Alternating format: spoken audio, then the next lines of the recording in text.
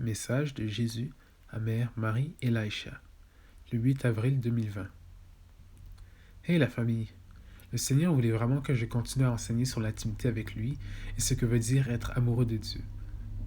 Donc, dans cette série, je parlerai de pureté parce que quand vous êtes amoureux de quelqu'un, ils sont toujours dans votre pensée, non?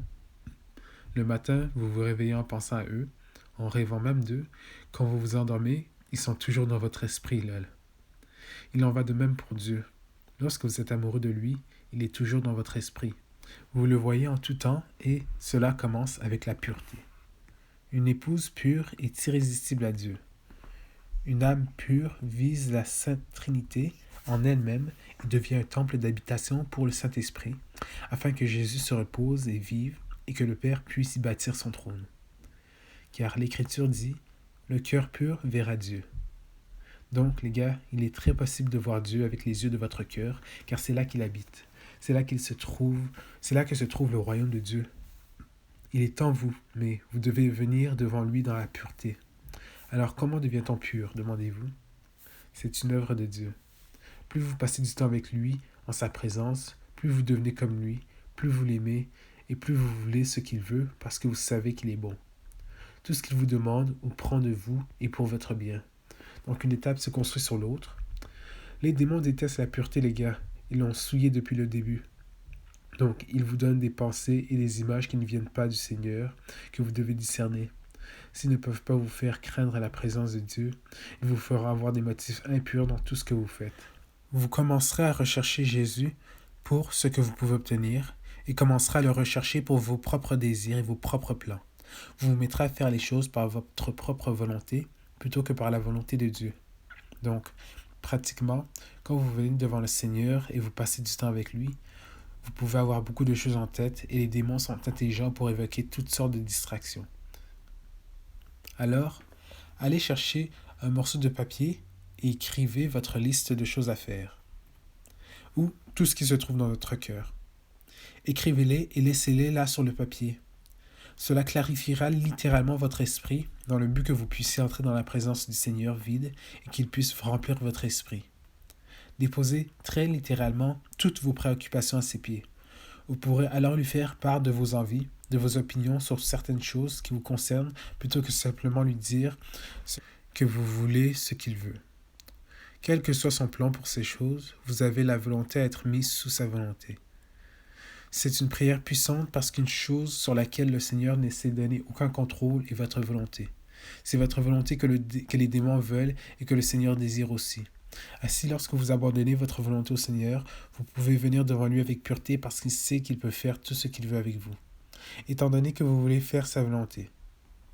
Alors dites simplement tous les jours, « Seigneur, donne-moi envie d'être disposé, afin qu'il libère des grâces avec les domaines de votre vie, de votre soi, avec lesquels vous vous battez. Tournez votre cœur vers lui afin que vous soyez prêt à toute réponse qu'il vous donne. Comme je l'ai déjà mentionné, écoutez les chansons qu'il joue sur vous. Pas seulement pendant votre temps, mais durant toute la journée, les amis. Il vous parle toute la journée. Écoutez attentivement les paroles de nombreuses fois. Il y a une direction qu'il vous donne. Même dans les chansons d'amour qu'il joue dans les magasins ou même à la banque. C'est lui qui chante pour vous. Une fois, avant, quand j'ai prononcé mes vœux de franciscain, quand j'ai été de retour à la maison, je suis entré dans la banque et la chanson qui jouait s'intitulait « Veux-tu m'épouser ?» J'ai rougi parce que je savais que c'était Jésus qui me parlait, lol. Je ne pouvais pas m'empêcher de rire et de sourire en lui disant « Oui », mais je n'avais encore aucune idée de ce que cela impliquerait. Alors, quand votre esprit est tourné vers lui, vous le voyez en tout. Dans un papillon qui virevolte, dans un sourire chaleureux d'un passant, dans le compliment que quelqu'un vous fait, dans le morceau de pain grillé en forme de cœur ou de lait renversé, ou même dans le panneau « Avertissement, sol mouillé » à chipoteler quand vous êtes supposé jeûner. Lol. Il donne aussi des avertissements et toutes ces choses me sont arrivées. En effet, il est tellement présent toute la journée. Il est important de chercher Jésus pour qui il est, comme il me l'a dit auparavant. Cherchez-moi pour moi. Aïe, ça me fait savoir que mes motifs sont impurs quand je viens devant lui pour obtenir un mot, une direction, plutôt que pour simplement être avec lui. Mon époux en qui je brûle d'amour. La confiance doit aussi venir avec la pureté, comme il me l'a dit auparavant. Vous me cherchez, mais vous ne me faites pas confiance.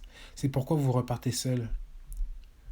Vous pouvez donc le rechercher, mais si nous ne faisons pas confiance à ses directions, à ses conseils, alors quel est l'intérêt? Vous continuerez avec votre volonté et des motifs impurs. Vouloir résoudre les choses, les situations, les circonstances et les gens par vous-même, plutôt que de le faire à la manière de Dieu. C'est ce qu'il appelle les attachements, et pour beaucoup d'entre nous, nous sommes tellement attachés à des tas de choses. Comme il m'a donné le réma précédent, détachez vos émotions qui sont en train de gêner. Oh là là, je sais une chose ou deux à propos de cela, lol. Il veut que nous soyons complètement détachés des choses de la terre, des résultats et des créatures aussi. N'être attachés qu'à lui, à sa voix et à sa volonté quand on le recherche. Vous voyez, Jésus veut non seulement votre vie, votre cœur, mais il veut votre volonté. Si vous pouviez lui faire confiance et vous abandonner complètement à tout ce qu'il veut, à tout ce qu'il donne, à tout ce qu'il vous enlève, parce qu'il a votre meilleur intérêt à cœur, c'est toujours le meilleur résultat, même si souvent nous ne comprendrons pas. Alors, tu dois lui faire confiance. Rappelez-vous, c'est votre époux. Il vous aime, vous désire, a besoin de vous, il veut faire la vie avec vous. Pensez à lui quand vous vous réveillez. Demandez-lui ce qu'il veut faire de votre journée ensemble. Ainsi, vous ne vous laissez pas entraîner par les activités infructueuses du monde qui ne mènent nulle part. Pensez à lui comme si vous travailliez tous les deux ensemble. Pensez à lui même quand vous en avez d'autres personnes autour de vous, qu'il est juste là, au milieu de vous. À quoi pensez-vous? Que dites-vous ou faites-vous? Est-ce que cela plaît à votre époux bien-aimé? Pensez-vous à lui quand vous allez vous coucher? Qu'est-ce que vous avez fait aujourd'hui? Quelle consolation vous a-t-il donné pour montrer qu'il est là avec vous? Comment a-t-il parlé à travers les autres aujourd'hui pour vous montrer son amour? Pense à lui, garde-le toujours dans ton esprit. Mon épouse bien-aimée, as-tu quelque chose à ajouter, Seigneur? Jésus a commencé. Oh, mes chers, comme je vous désire avec un désir que vous ne pouvez comprendre que dans l'éternité. Réaliserez-vous comment j'ai travaillé pour votre amour et l'angoisse de mon âme pour continuer à attendre quand nous pourrons enfin être ensemble? Pas comme à travers un mince voile, mais face à face. Je vous dis que vous pouvez m'expérimenter même maintenant, dans le jardin secret de votre cœur. J'invite toutes mes épouses à me rejoindre cette semaine. Oui, en ce moment, c'est peut-être le jardin de Gethsemane où j'ai travaillé avec angoisse sur la croix posée devant moi, mais comme je me suis réjoui de vous parce que vous en valiez la peine. Chaque partie, comment je le referai 1 million de fois, juste pour vous avoir juste à côté de moi, bien-aimé. Tu es toujours dans mon esprit. Sais-tu qu'il n'y a pas une seconde qui passe sans que je ne pense à toi? Je suis connu comme celui qui est constant, et vous êtes constamment dans l'esprit de votre Dieu. Pendant que tu dors, quand tu avances pendant ta journée, je me déverse sur toi. Oh, mais quand vous me donnez une grâce, ou mieux même lorsque vous me donnez votre temps, je suis tellement excité, ravi de joie que ma bien-aimée m'a choisi sur les autres options qui l'ont imprégnée. Elle préfère passer du temps avec moi. Vous n'avez aucune idée de ce qui apaise ma soif et mon désir d'amour. Oui, je désire être aimé. J'ai envie d'être aimé. J'ai besoin d'être aimé de toi, ma bien-aimée. Oh, s'il vous plaît, venez et permettez-moi de vous laver. Permettez-moi de guérir les blessures de votre cœur et de restaurer votre paix et votre joie. S'il te plaît, viens. J'y attends même maintenant. Permettez-moi de nettoyer votre esprit et votre cœur de toute iniquité. Mettez mon manteau de justice sur vous et appelez-vous ma pure épouse irrésistible qui ne veut que moi et moi seul.